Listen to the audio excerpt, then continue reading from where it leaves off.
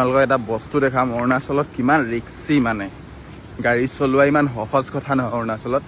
এই দুদিনমানৰ আগত এখন ব্ৰিজ ভাঙি কিনে এখন ট্ৰেলাৰ গৈ থাকোঁতে ব্ৰিজখন ভাঙি এক্সিডেণ্ট হৈ গ'ল, তলত পৰি গ'ল ডাইৰেক্ট নদীৰ তলত ব্ৰিজ আৰু গাড়ীৰ সৈতে, আৰু দুজনী লোকেল লেডিজ গম পোৱা মতে ডেথ হ'ল। কিমান ভয়ংকৰ চাওক না।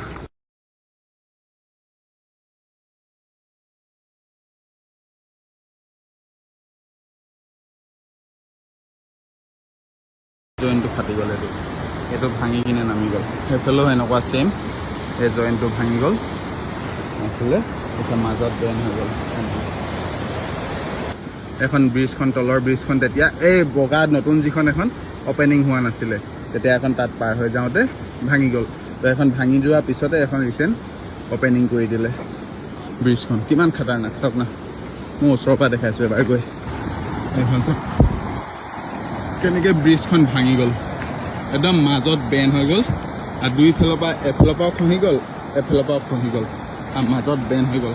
আৰু গাড়ীখন আজিলৈকে ট্ৰেলাৰখন ফচিয়ে আছে তাতে। সেইখন আৰু নুলিয়াই আৰু এনেকৈ থাকিব।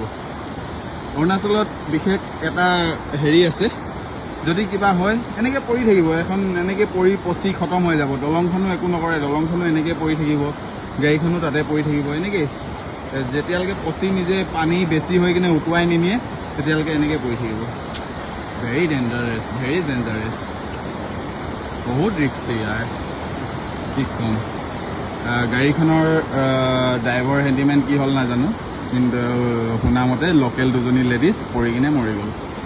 গাড়ীখন পাৰ হওঁতে সিহঁতেও পাৰ কৰি আছিলে ব্ৰিজখন, তেতিয়া পৰি গ'ল লগতে, আৰু দুইজনী লেডিজ ডেথ হৈ গ'ল বোলে। খাটাৰনাক।